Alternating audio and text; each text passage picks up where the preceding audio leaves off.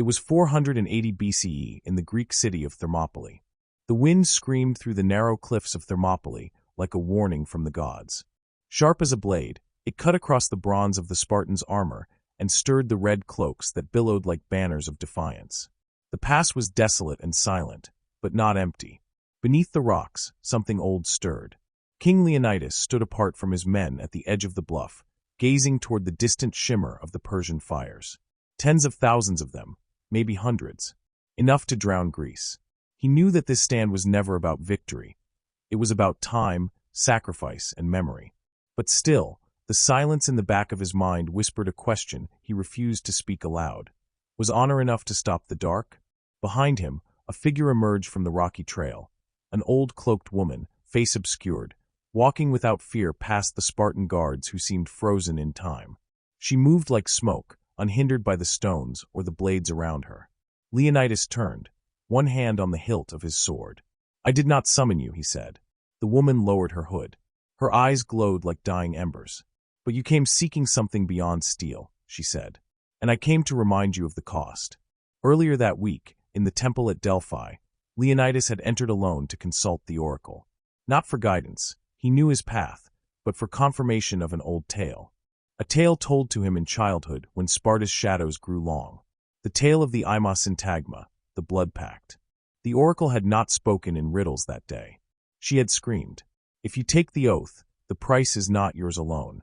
You will damn your brothers, your sons, your line. The pass will be held, but the souls will not rest." He had left in silence, but the choice had already been made. Now, in the half-light of dawn, Leonidas followed the cloaked woman into a crevice hidden behind a ridge, the sort of place no map marked, no tongue remembered. It was a place that predated cities and language. The rocks were wet, but there had been no rain. The deeper they walked, the more the air grew thick with a metallic tang, blood, but not fresh. They emerged into a cavern carved by no mortal tool. Smooth stone, black and veined with crimson, reflected their torchlight like still water. And there, standing in the center, were the last of the pact. 7 figures draped in robes of flayed shadows, their skin pale as moonlight, their eyes rimmed with crimson. Leonidas stood tall. He did not kneel. He did not look away. "You were not to be summoned again," said the tallest of them, a man whose voice felt like nails beneath the skin. "Your bloodline broke the seal when the pact was last called." "The enemy is not mortal this time," Leonidas replied. "Xerxes doesn't just bring numbers. He brings necromancers. Your kind's old enemy walks with them. If Greece falls, humanity falls. You swore an oath." The vampire leader, Nyctos, tilted his head. "We swore to humanity, not to kings. And the last time we bled, your kind called us monsters and buried us alive." Leonidas stepped forward, unflinching. "Then take my life as payment." Nyctos smiled, revealing a line of ancient teeth too sharp to be human. "No, you have something far more precious." He extended a bony finger toward the king's chest. "The souls of your men." The chamber grew darker. Leonidas hesitated. "I will not offer them blindly." "You already have," Nyctos whispered. "The moment you stepped into this cave, the pact resumed. The blood binds again. Each Spartan who falls will strengthen us. But their souls will not pass clean." A silence fell heavy. Leonidas looked back toward the mouth of the cave, toward the world above, toward his men, his brothers. "If we win," he said slowly, "will they be free?" "If you win," Nyctos said, "they will be remembered. But not free." Leonidas returned to his camp before sunrise. He told no one what had occurred. But as the day drew on, the Spartans felt a shift, something primal beneath their bones. Their strikes grew sharper. Their endurance no longer wore down. Fear seemed to slip off their skin like water. Even the youngest among them, men barely past boyhood, now stood as if forged in war. Captain Dionysus noticed it first. He approached Leonidas quietly by the fire that night. "My king," he said, voice low, "I feel wrong." Leonidas looked up, the shadows of the flames casting deep hollows in his face. "How so?" "I don't tire. My wounds heal too quickly. And I dream of blood, of teeth." Leonidas stood, placing a hand on the soldier's shoulder. "Then we are ready." Dionysus looked into his king's eyes and saw the weight of damnation hiding behind their noble fire. That night, deeper in the cliffs, Nyctos and his brethren performed the first of the blood rites. Each vampire bound to a group of Spartans through a sharing of essence. Not a bite, but a ritual involving cuts and markings and chants in languages that predated Olympus. The Spartans were told it was tradition, an old form of war prayer. Most accepted it. A few questioned. One ran. His name was Timos. He never returned. They found his body 2 days later, curled into the rock like a child, his face pale and his veins empty. On the stone beside him, carved with a dagger, were the words, "We are the sacrifice." When the horns of war blew across the gorge, and the Persian banners came into view, Leonidas stood at the front of his 300. But behind them, just outside sight, cloaked in the mountain's mist, stood the 7. The pact was sealed. The final war had begun. The first clash came before sunrise. The Persians advanced in tightly packed ranks, their bronze and leather armor clattering like 1,000 locusts. Their archers blackened the sky, and their infantry surged forward in waves. But the pass of Thermopylae was narrow. Only a few men could stand abreast, and at the front of it stood the 300. And behind them, something else. Leonidas raised his spear. "Hold," he whispered. As the first Persian phalanx charged, Spartan shields locked with perfect precision. Spears thrust, bones shattered, men screamed. But it was not the precision of Sparta's phalanx that broke the Persian tide. It was the fury behind it. No one saw the shadows move, not clearly. Not at first. But the screams changed. They weren't the cries of men being cut down in battle. They were the howls of something worse. Something primal. Something wrong. The first rumors began to swirl among the Persian ranks even before the day ended. Some men vanished entirely, dragged into the cliffs. They fought with red eyes. They didn't bleed when cut. And always, they are not men. That night, the Persian dead were collected. What could be found of them? Xerxes himself came down from his throne of ivory and gold to walk among the torn bodies. General Hydarnes, eyes tight with fear, knelt beside one corpse. "There is no blood," he whispered. "The body is cold. Empty." Xerxes said nothing. He turned to his necromancer. Zarvis, a figure clad in robes that moved like smoke even when the wind stood still. The necromancer knelt over the corpse, placed one hand on the chest, and whispered in old Elamite. His eyes rolled back. For a moment, nothing. Then he recoiled, hissing. "They feed on essence," he spat. "Not flesh. They devour the soul before the body dies. These are not Spartans. Not all of them." Xerxes stood tall. "Then bring forth the death hounds." Back at the Spartan camp, Captain Dionysus stared at his hands. They were clean, too clean. Hours ago, he had torn through enemy lines, his blade cleaving armor like parchment. But he didn't remember stopping, or feeling tired. He hadn't drunk water all day. He looked up as Stelios approached, a fresh gash across his neck already fading to a scar. "Do you feel it too?" Dionysus asked quietly. Stelios nodded. "I see things before they happen. I can smell their fear." Dionysus exhaled shakily. "We're becoming something else." Behind them, a voice interrupted. "You are becoming what you need to be." Nyctos emerged from the shadows, cloaked as ever in a robe darker than night. He smiled, but it was not kind. "You accepted the pact. This is its gift." Dionysus stepped forward. "And what is its price?" Nyctos didn't blink. "Time." The Persians returned at dawn. But this time, they sent in creatures bound by blood and sorcery. Beasts with cracked skin, glowing red eyes, and jaws too wide to be natural. Once men, now stripped of identity. Death hounds. As they charged the pass, the air itself seemed to recoil. The Spartans braced, but Nyctos and his kind surged forward first. And for the first time, the Spartans saw the truth of their allies. The vampire warriors moved like wind through wheat. One moment they were crouched, the next they were upon the enemy. Limbs torn, throats opened. But more terrifying was how they fed. Not like beasts, but like surgeons, draining essence through their fingers, turning enemy bodies to husks before they hit the earth. One deathhound broke through the line and pounced toward a young Spartan named Acanthus. He raised his shield too late, and then it stopped midair, held by a pale arm, Nyctos standing between them. "No," the vampire said. "This one is not for you." With a flick of his wrist, the deathhound cracked in half, his bones evaporating into dust. That night, the Spartans burned what corpses they could. But some bodies would not catch flame. They were too empty, too cold. Leonidas stood near the edge of the firelight, watching his men. They had not spoken of what they saw that day, but it haunted them nonetheless. Some stood silently with blood-stained armor, blinking at nothing. Others sharpened their blades again and again, though they no longer dulled. He felt a presence. You see it too, Nyctos said, stepping beside him. They're changing, Leonidas replied. They're surviving, Nyctos corrected. The price is being paid.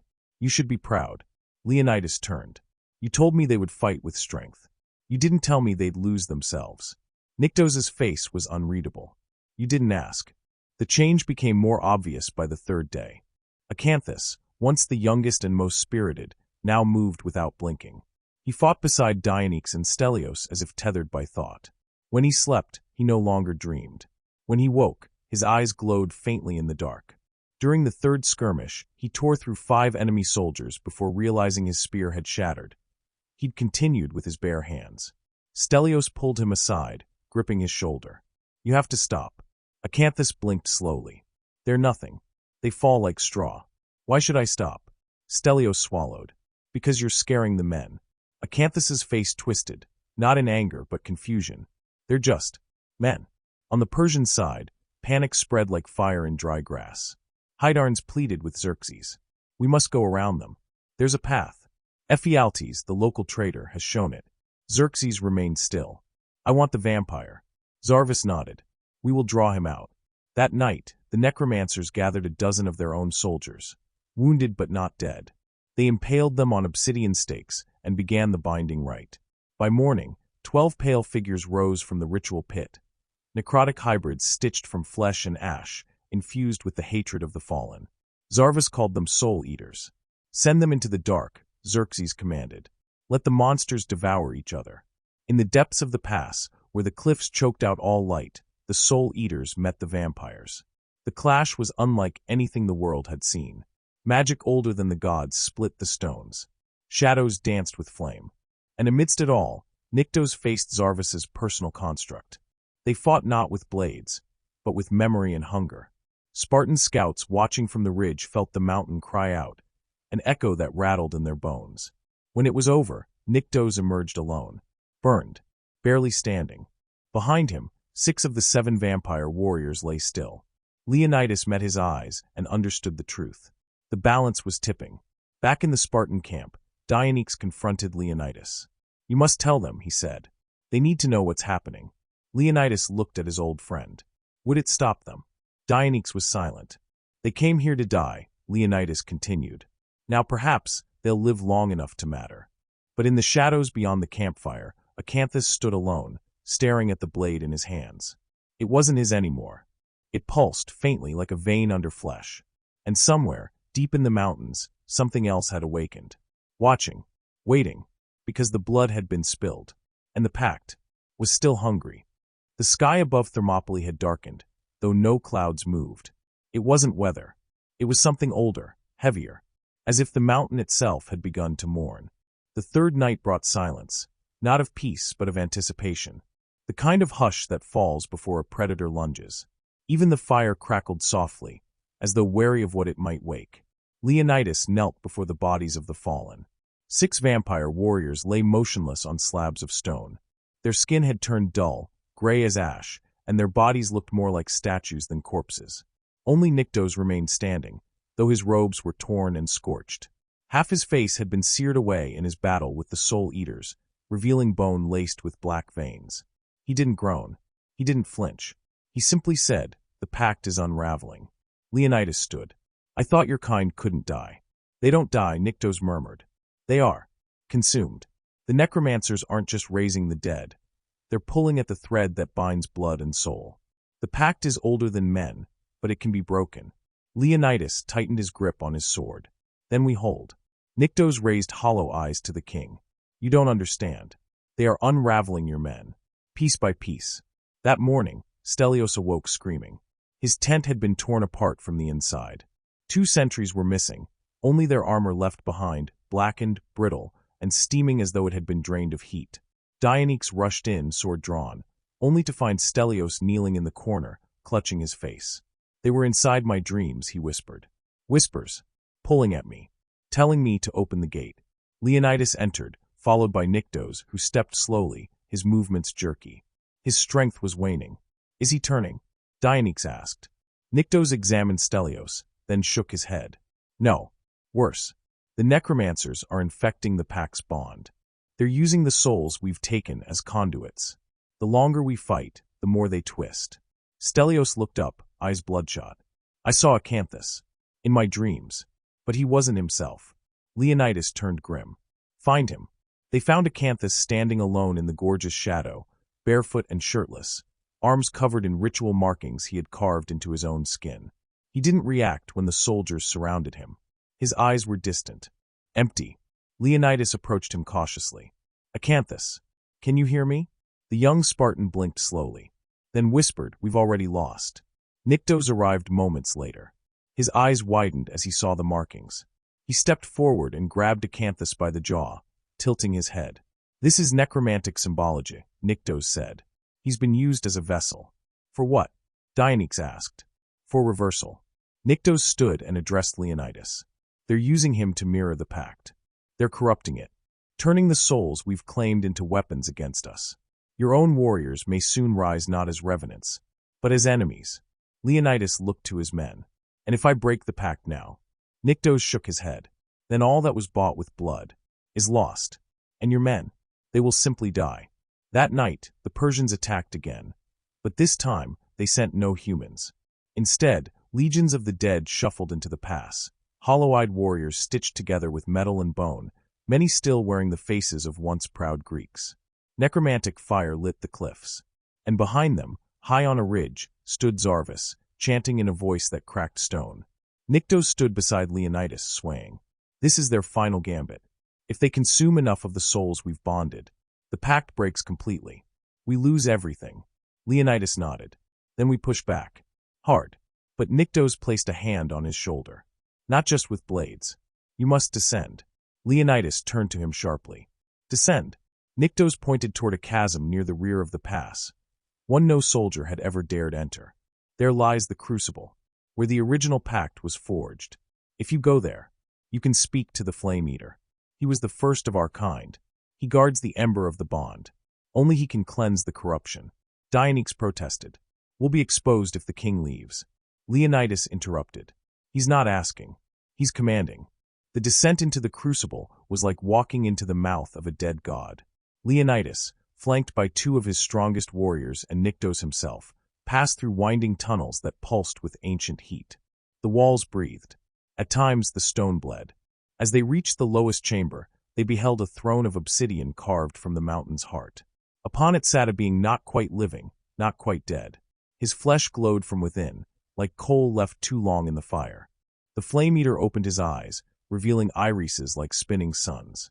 You have come to unmake what you begged, he rumbled. Leonidas stood his ground. I came to stop what's been twisted. You think you can command fire without being burned? I offer myself. My soul. Take it. Spare the rest. The Flame Eater's laughter shook the cavern. You are already burning, Leonidas. But there is a way. He raised a skeletal finger. You must bind the corruption to a new host. Someone, willingly damned. Nyctos stiffened. No, you cannot ask that. But Leonidas nodded. I've already asked it of 300. When Leonidas returned to the surface, the battle had become a nightmare. Spartans and Persians alike screamed in terror as corpses turned on their own lines, guided by unseen hands. The air stank of sulfur and memory. But when Leonidas raised his spear, now etched with fresh black sigils, the winds shifted.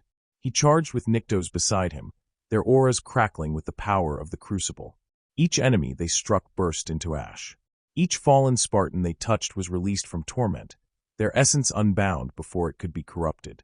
Zarvas, high on his ridge, felt the ritual collapsing. He shrieked and pulled power from the remaining Soul Eaters, sending one last wave of dark energy toward the pass. Leonidas saw it coming. He turned to Nyctos. Now. Nyctos seized the black energy midair and absorbed it. Every tendril, every curse. He convulsed, howled, and fell. The corruption was bound. The Pact was purified.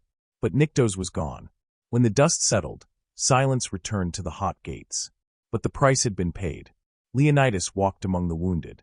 Of the 300, fewer than 100 stood. But they were still themselves. Still human. He found Acanthus sitting alone, tears in his eyes. I saw him, the boy whispered. Nyctos. Before he faded. He said, hold the line. Leonidas placed a hand on his shoulder. We will. But deep in the Crucible, unseen by men, A flicker remained in the obsidian throne. A red spark. Watching.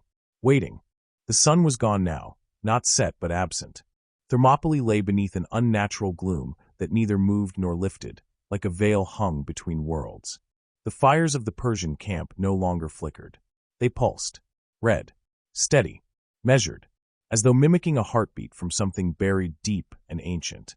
Leonidas stood at the edge of the pass, armor cracked and blackened, eyes heavy from days without sleep. Only a handful of Spartans remained. Their faces were drawn, not from exhaustion, but from change.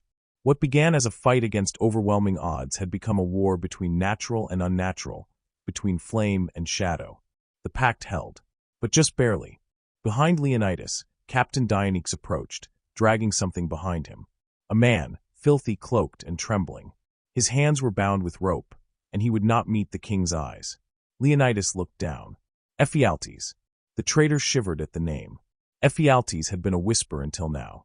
A malformed outcast from the local tribes, rejected by Spartan standards, scorned by the phalanx. But not forgotten. He knew the mountains better than any man alive. And someone had finally bought his shame. Leonidas stood silent as the camp watched. Tension crackled like lightning before a storm. Dionysus broke it. He sold us. He told Xerxes of the goat path. The one that leads behind us. Murmurs rippled through the surviving ranks. All eyes locked on the traitor. Some Spartans drew their blades without being told.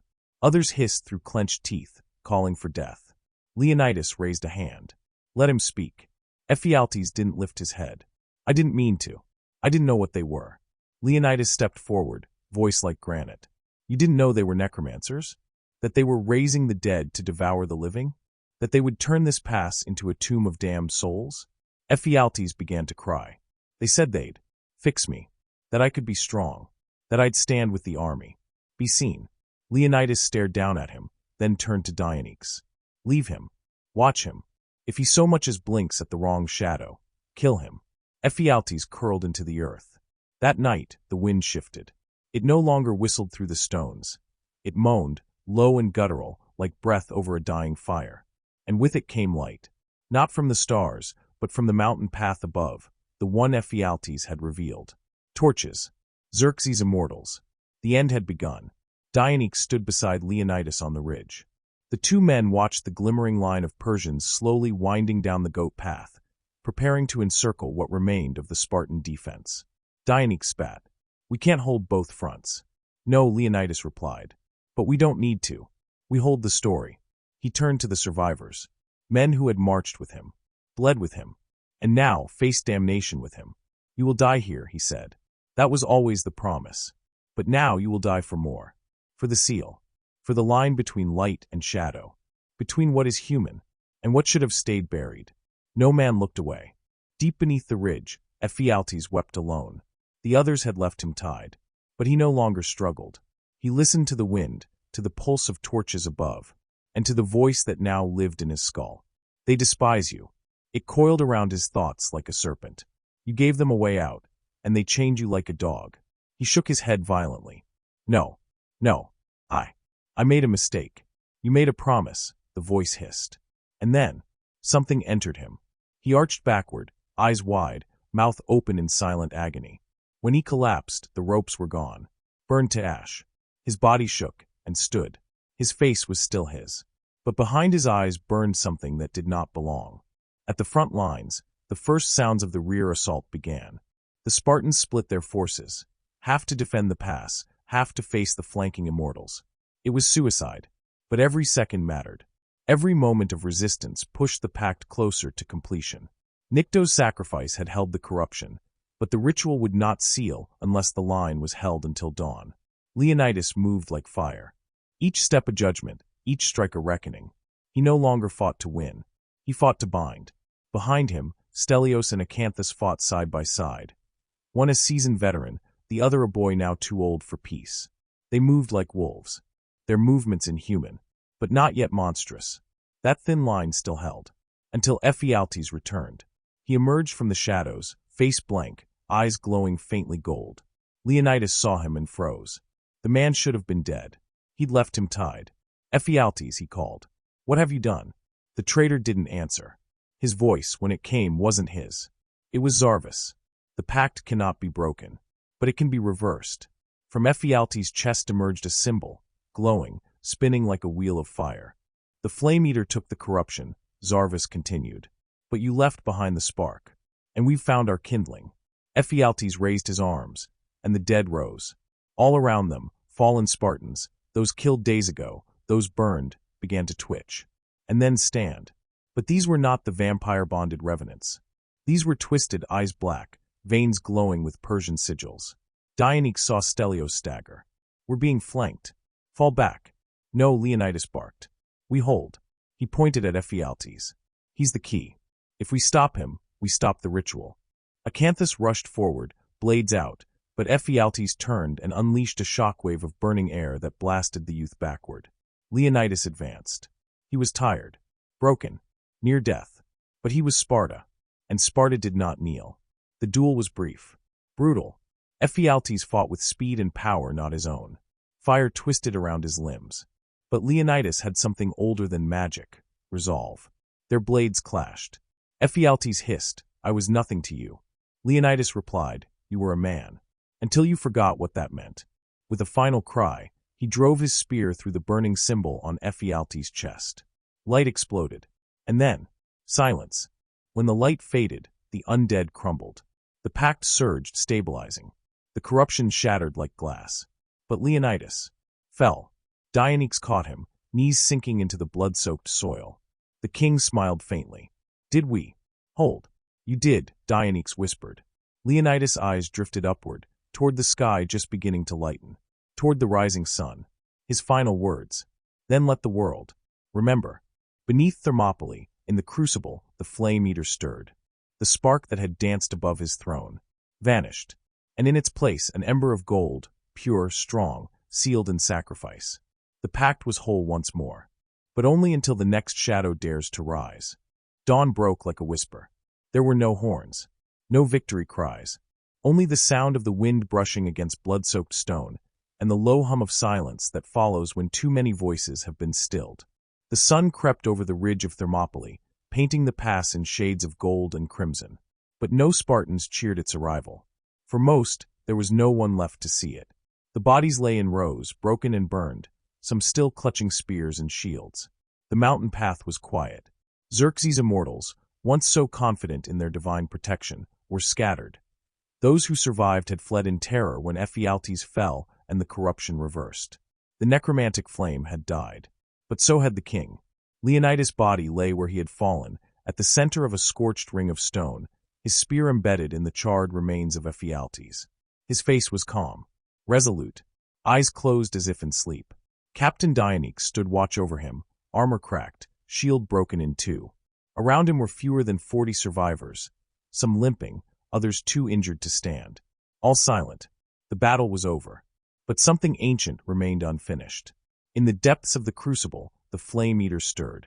He had watched the pact stabilize. The corruption burned clean in the fire of sacrifice. But something had shifted in the bloodline of the pact.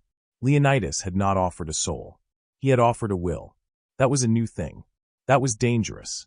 Dionysus moved with heavy steps as he and the last of the Spartans carried their king's body toward the cliffside shrine, where they had buried their fallen each night. No songs were sung, no rites spoken, just the sound of boots against stone and the rustling of the wind through ancient olive trees. Nycto's ashes had been placed in a blackened urn beside the altar, a silent memorial to the vampire warrior who had given his soul to contain the corruption. Acanthus, wounded but walking, approached Dionysus. We can't leave him here, the boy said softly. We won't, Dionysus replied. But he doesn't belong in the earth. He looked skyward. He belongs in the pact. That evening, as the sun dipped low once more, the survivors descended into the Crucible, one last time. They carried Leonidas' body down the winding passageway, torches flickering. The shadows did not threaten them anymore. Whatever had lingered in the cracks of that ancient tomb now recoiled. Something sacred had been offered. At the base, the obsidian throne of the flame eater pulsed faintly. The embers within him glowed. When the Spartans approached, he opened his eyes. No longer firestorms, but quiet coals. You return, the flame eater rumbled. Dionysus stepped forward, unflinching. He fulfilled the pact. He ended the corruption. He gave all. The Flame Eater's expression was unreadable. But he was not bound by the pact. He was not ours. He chose to be, Acanthus said. That should count.